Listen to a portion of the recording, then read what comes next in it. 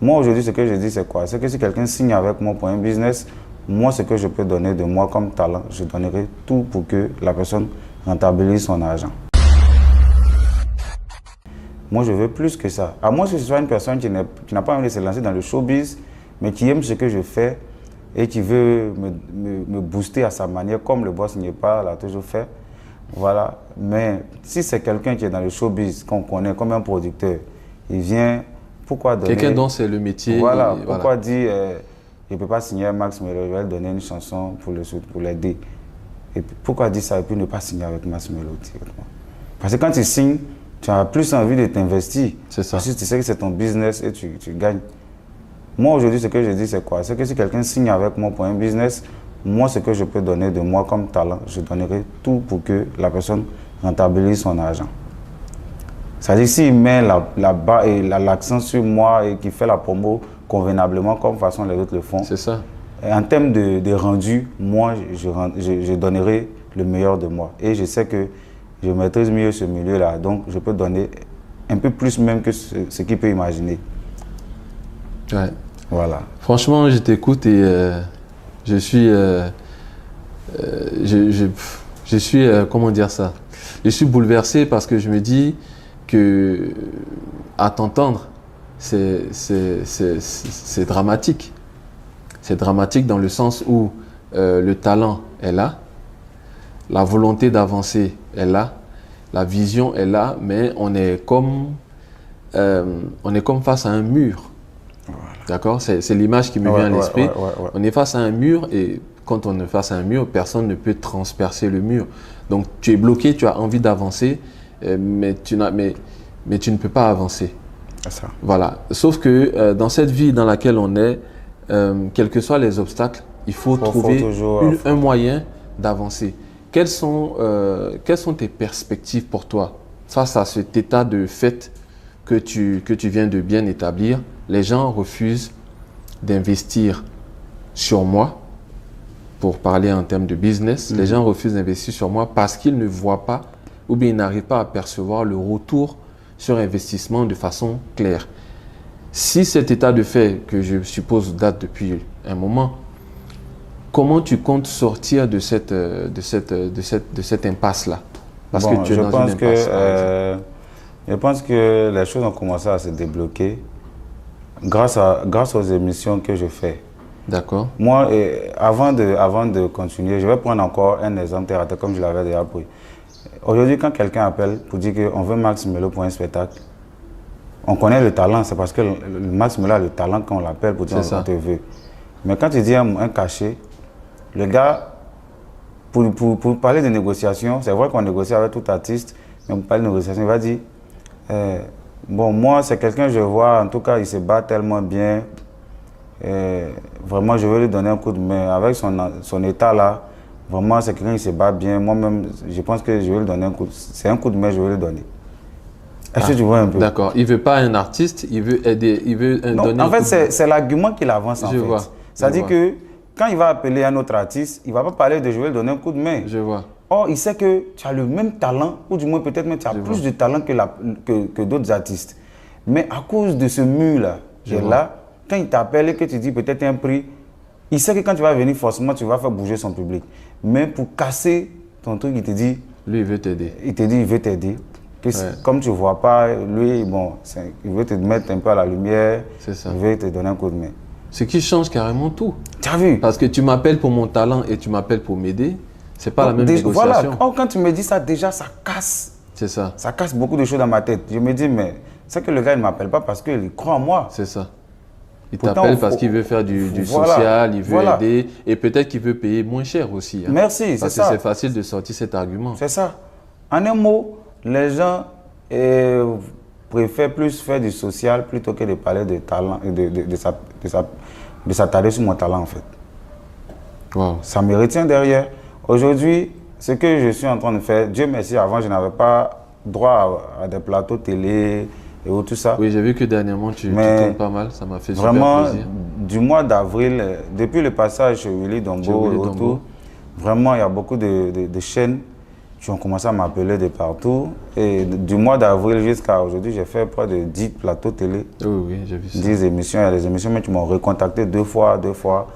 Parce qu'on s'est dit que Max Melo, quand il est sur le plateau, il s'exprime bien, il sait développer les thèmes qu'on lui donne. Et puis, il a des belles improvisations qui captivent, tout ça. Mais est-ce que tu dirais que c'est parce que, pour revenir toujours sur ce blocage, est-ce que tu dirais que c'est parce qu'on est en Afrique?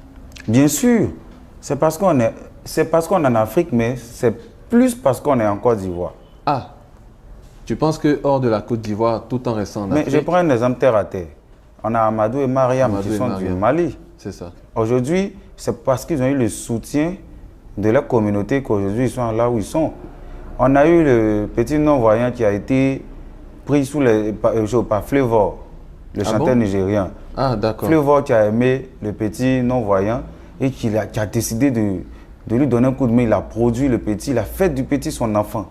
Aujourd'hui, le petit joue au piano. Flavor même a fait un feat avec le petit pour relancer le petit. Ça, je vais aller voir ça. J'avais pas... Voilà.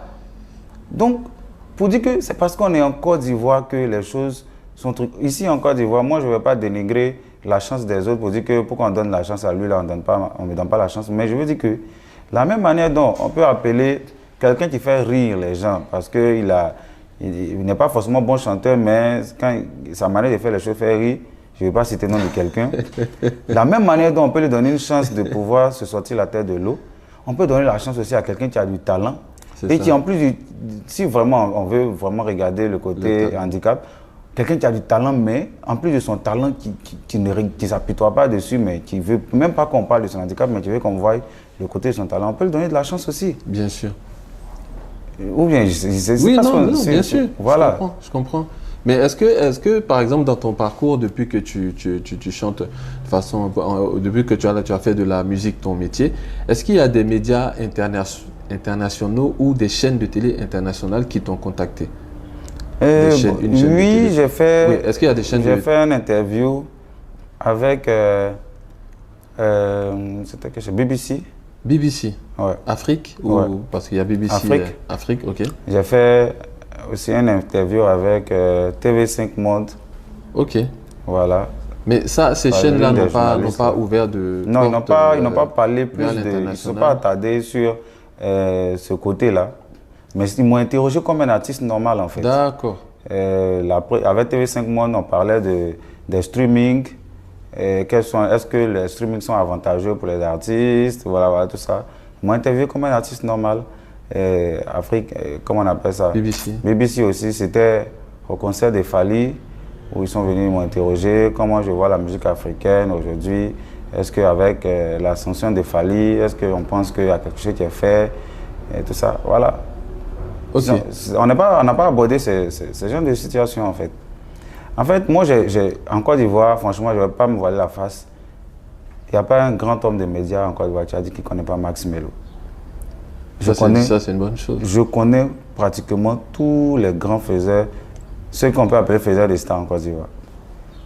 Voilà. Je me suis déjà assis avec d'autres même dans leur bureau, leur donner mes idées, mes perspectives.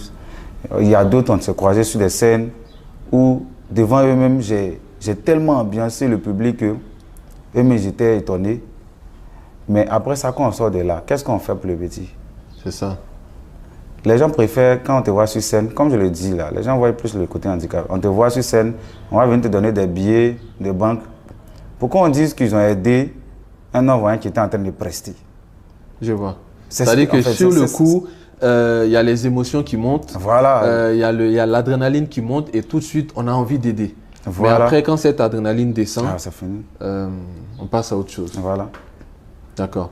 Et justement, ce que je disais tout à l'heure, c'est moi, je ne crois pas à la fatalité. Je ne crois pas au fait qu'une situation soit définitivement installée, soit une fatalité. Alors, voilà pourquoi tout à l'heure, je te posais la question.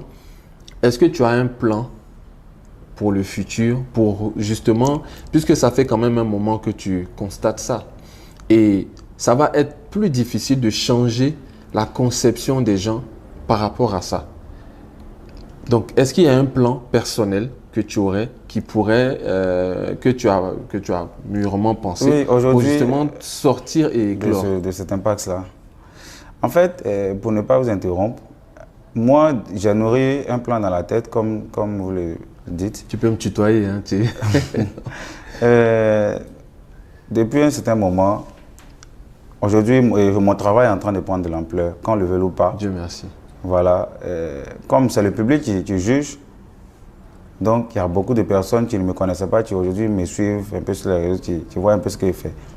Et c'est l'image du ministère de la protection sociale qui est bien vendue comme ça. Ok. Dieu merci, on a un ministère qui est en charge des affaires sociales, des handicapés et tout ça. Qui est le ministère de l'Emploi et de la Protection sociale. Moi, aujourd'hui, mon souhait, c'est que le ministère me prenne sous son aile. C'est-à-dire en tant qu'ambassadeur des personnes handicapées.